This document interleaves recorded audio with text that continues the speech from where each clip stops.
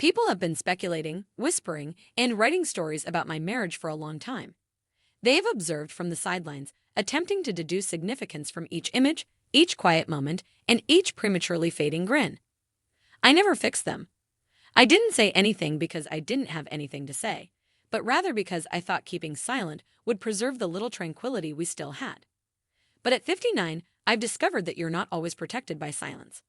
Sometimes it just makes room for someone else to write your story. I'm speaking today because I want to be honest.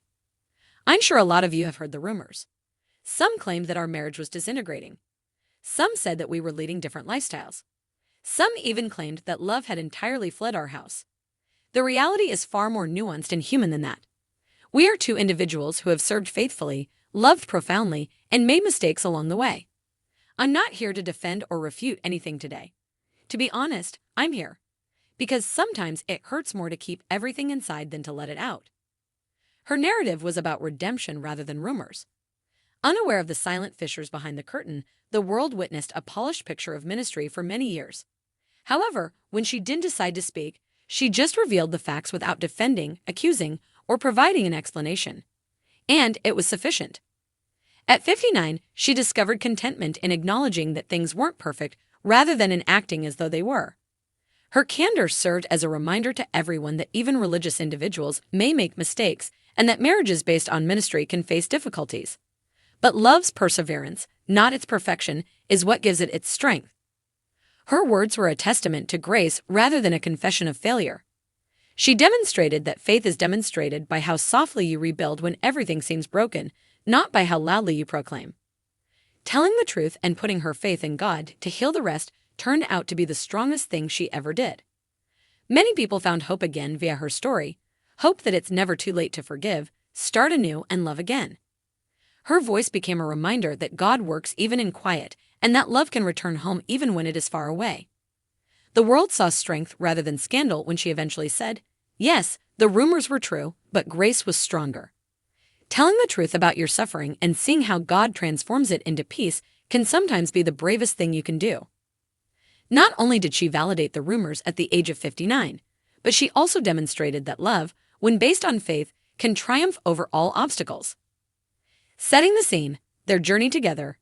It wasn't in a big church or through celebrity when Clarence and I first met. It was just plain.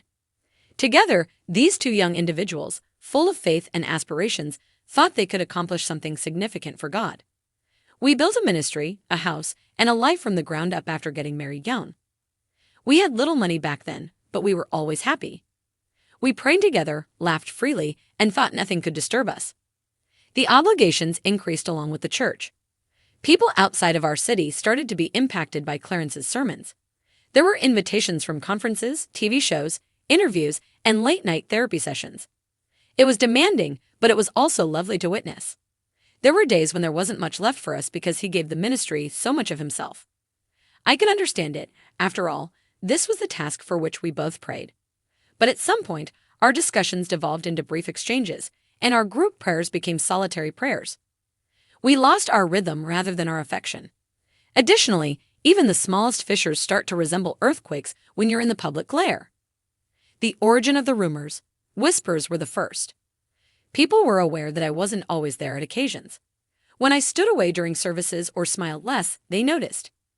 Every little action turned into a story, and every absence raised an inquiry. When I entered the church, I could sense people observing me with curiosity rather than condemnation. Some claimed that the pastor and I were becoming more aloof and that our relationship may have changed as a result of success. Because that's what makes stories compelling, others presumed betrayal. I initially made an effort to ignore it. I convinced myself that the noise will go away with time. However, it didn't. The rumors grew louder the longer we remained silent.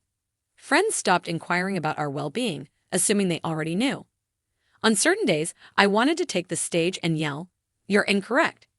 You have no idea what goes on behind closed doors." However, I would then remember myself that combating rumor just makes it worse. I believed it to be a sign of strength. I decided to be silent. I had no idea that silence may also turn into a wall that begins to divide even those within it. The secret reality, now that I'm prepared to talk, let me explain what actually took place. Yes, there were storms throughout our marriage, but they weren't the kind that many had anticipated. There was no treachery or scandal. The reality was far more subdued and agonizing. We were worn out. We were completely drained by ministry. I bore the strain of being the ideal pastor's wife, while my husband bore the weight of hundreds of souls. We both neglected to look after ourselves and one another at some point along that process. Despite being surrounded by people all the time, we frequently felt isolated. On certain nights, I would sit in bed and listen to him study his sermons, wishing he would just look at me as his wife rather than as his support system. He was preoccupied by ministry, yet he loved me. I missed him, but I understood. And between us, that nothingness increased in silence. When people observed distance, they referred to it as division. They failed to see that two weary hearts were praying in the same space in the hopes of reuniting. The point of breaking. Things hit their lowest point at a certain season. Even though we shared the same calling and lived under the same roof, our hearts were very different. Smiles were rehearsed and conversations became courteous. After attending a church function one evening, I recall feeling totally invisible as I sat in the dark at home. I stated, "Maybe we're better off apart," aloud for the first time that evening. I hoped to convey resignation rather than rage. I had had enough of acting as though nothing was wrong. When I expressed my feelings to Clarence, I noticed tears in his eyes for the first time. He acknowledged that he had experienced fear as well, fearing that he was losing me in the process of attempting to save everyone else. That evening, we didn't argue. As two damaged individuals, we simply sat there in silence, recognizing that something needed to change. It was both our breaking point and the start of our recovery. A moment of grace at the turning point, I came to the realization one morning that I couldn't solve everything by myself. I began seeking God to change my heart instead of my spouse. I needed to perceive him as a man who was doing his best, not as a busy pastor. I started praying in a different way, with compassion instead of annoyance. The shift started gradually. We got back to chatting, truly talking. For the first time in a long time, we laughed. Together, we went on short excursions without plans or expectations. Clarence also started to slow down. In order to preserve our time, he learned to say no to some things. We came to the conclusion that while the ministry could go a weekend without him, our marriage couldn't. We were rejuvenated during that season. It wasn't quick or flawless, but it was genuine. God rebuilt our friendship in addition to our marriage. The confirmation, her eventual admission. Thus, the rumors were partially correct. Yes, we were having trouble. Yes, we were far away. However, our love for one another never faded. People were unaware that those difficult years served as the foundation for our newfound love. Instead of parting over resentment, we discovered grace in our pain. We responded, "We're working on it," when others inquired how we were doing. That was the reality. And now, years later, I can confidently state that we survived. We were honest, not because we were powerful. Pretending that everything is flawless is not the goal of marriage. It's about sticking together when things aren't going well. We failed, we fell, but we were able to forgive. And everything changed as a result of that forgiveness. The public's reaction. Something unexpected occurred when I spoke our experience in public. Grace replaced gossip. "Thank you for being real," people started saying. In private letters, the wives of other pastors told me that they had also experienced loneliness but were reluctant to talk about it. They were able to heal because of our candor. The church gained trust in us rather than losing faith in us. They recognized the humanity of their leaders. Not as a flawless couple, but as evidence that God can mend what appears to be broken. Clarence and I stood hand in hand in front of our congregation. The applause that day was for God's mercy, not for us. The conclusion and lesson.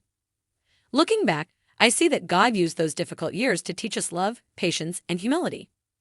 Marriage is about learning to hold hands while the wind blows, not about escaping storms. We discovered that you must practice your faith at home even if you preach it to others. Yes, I have finally verified the rumors. We were having trouble. For a while, we were lost. However, we persisted. At 59, I am able to affirm that forgiveness is strong.